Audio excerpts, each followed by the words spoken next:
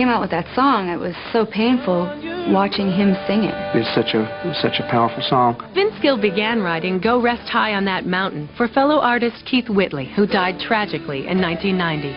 Vince finished writing it 3 years later when his brother passed away. And the award goes to... Go Rest High on That Mountain. Vince Gill! Barely able to speak at the podium in front of a standing ovation, Vince's brief emotional acceptance speech touched millions. It's too hard to speak about, so just thank you.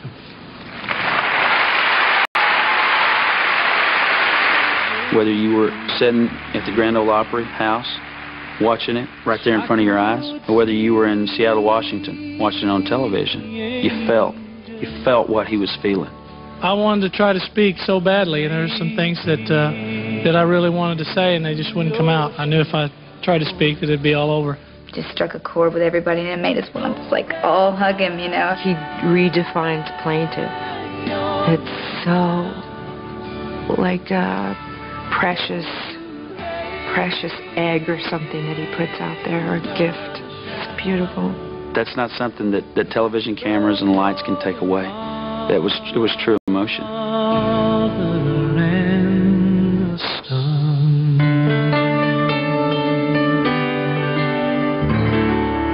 Not all of our TV moments have occurred on national television in front of millions of people. In fact, Reba McEntire is probably grateful that her 1983 interview on a local Nashville show called Miller & Company was only seen by the local audience. But we're about to change that. I'm so sorry, Reba. They made me.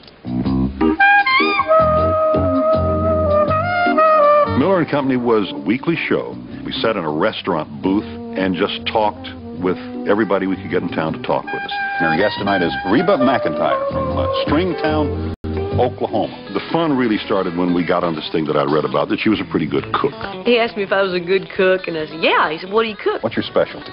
My specialty is mountain oysters. The first mention of mountain oysters, I will admit to you, I did not know at that point what they were. And I thought, oh crap, I have just stuck my foot in it.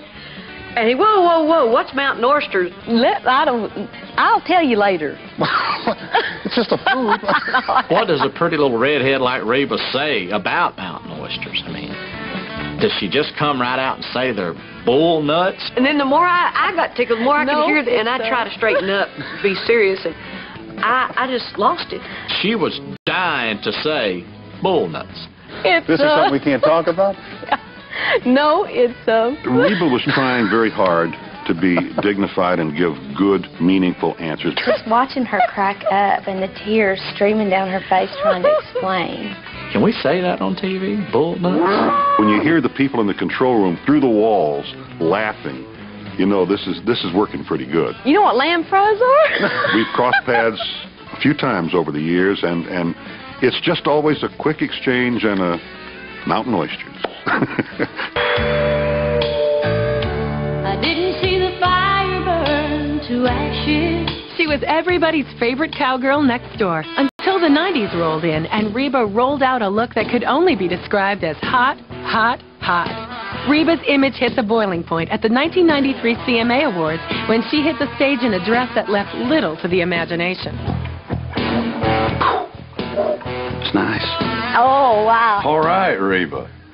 Come on with it, baby. And I hear the crowd go, Whoa. whoa, whoa. Man, that thing was cut clean to her navel. It was kind of like Reba's sort of like coming out. I'm coming out. I want the world to know, and I want them to show. Here's your one chance fancy. Don't let them down. Yeah.